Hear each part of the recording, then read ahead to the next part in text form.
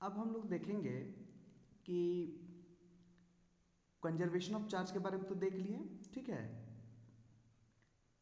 Charge या फिर electron किसी बॉडी से निकलता है तो उसमें पॉजिटिव चार्ज आता है, किसी में जुड़ता है तो नेगेटिव चार्ज आता है। तो उससे रिलेटेड कुछ न्यूमेरिकल है जो ऑब्जेक्टिव में आता है क्वेश्चन। तो पहला क्वेश्चन है हमारा कि what is the charge on Na+। ये प्लस दिख रहा है, इसको हम लोग चार्ज भी बोल सकते हैं और इलेक्ट्रॉन भी बोल सकते हैं।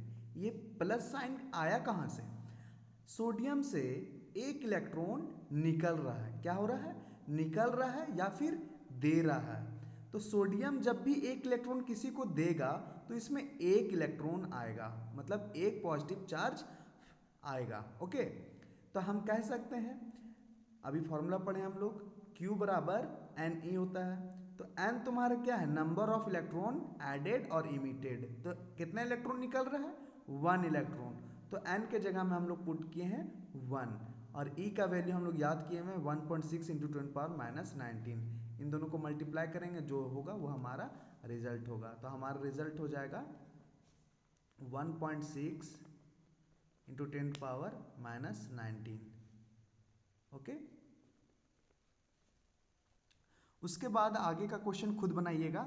जैसे what is the charge on Ca++, तो 2 इलेक्ट्रॉन उससे निकल रहा है। फिर यहाँ क्वेश्चन है how many electron should be ejected from a body the develop 1 coulomb charge. अब इसमें चार्ज का वैल्यू दिया हुआ है, क्यों दिया हुआ है हमारा, एन निकालना है। क्या पूछा हुआ? हाउ मेनी इलेक्ट्रॉन, कितना इलेक्ट्रॉन निकलेगा अगर किसी भी बॉडी में 1 कूलम चार्ज डेवलप होता है। तो हम लोगों को क्या निकालना है? Number of electron. तो Q का वैल्यू 1 कूलम पुट करेंगे, E का वैल्यू 1.6 इंटू 10⁻19 पुट करेंगे, देन एन हम लोग फाइंड कर सकते हैं। ओके, ये क्वेश्चन पूछा हुआ है पिछले कई बार स्टेट बोर्ड के एग्जाम में। तो अगला क्वेश्चन देखते हैं।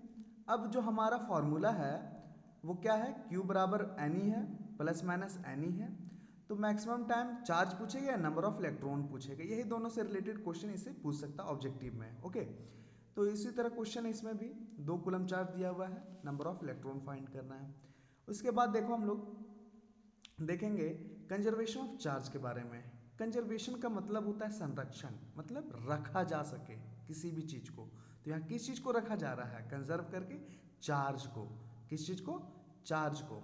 तो चार्ज का कंजर्वेशन देखेंगे हम लोग। तो हम लोग भी पहले भी बहुत बार देख चुके हैं पिछले क्लासेस में, 9th क्लास वगैरह में कंजर्वेशन वर्ड बहुत बार आया था। कंजर्वेशन वर्ड तो conservation of momentum, conservation of energy, ये सब हम लोग पढ़ चुके हैं पिछले क्लासेस में। ओके, तो कंजर्वेशन का मतलब ही होता है कार्य से पहले और कार्य के बाद। तो कंजर्वेशन ऑफ चार्ज में, कंजर्वेशन ऑफ चार्ज में कार्य से पहले और कार्य के बाद चार्ज क्या होगा? सेम होगा। तो according to this law the charge of an isolated system remain constant, मतलब किसी भी तरह का कार्य करेंगे, मोशन करेंगे, तो चार्ज का वैल्यू पूरे सिस्टम में क्या रहेगा? कांस्टेंट रहेगा। अगर शुरू में 5 कूलम चार्ज किसी में बॉडी में 5 कूलम चार्ज है, तो इसमें काम करने के बाद भी इस बॉडी में 5 कूलम चार्ज ही रहेगा। ओके, और एक और डेफिनेशन हम लोग दे सकते हैं, the charge can't be destroyed और created. The charge can't be created nor be destroyed भी लिख सकते हैं हम लोग, ठीक है। मतलब चार्ज को ना ही डेवलप किया जा सकता है, ना ही उसे नष्ट किया जा सकता है। ओके,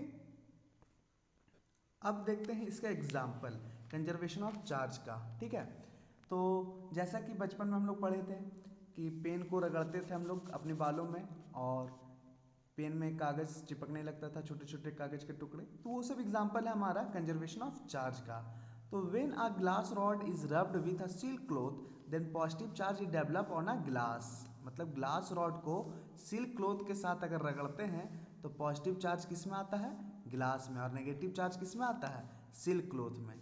तो magnitude of charge on glass rod and silk cloth are equal. Magnitude बोले तो वैल्यू, मैग्नीट्यूड बोले तो वैल्यू। अगर 5 कूलम ग्लास रॉड में आएगा तो 5 कूलम सिल्क क्लॉथ में भी जाएगा, ठीक है। मैग्नीट्यूड का बात कर रहा है इसलिए 5 5 बोल रहे हैं, वैल्यू ध्यान में रखना इस चीज को।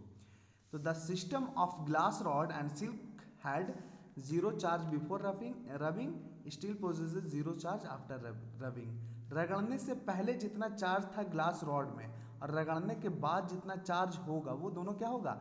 सेम होगा। ओके, तो ये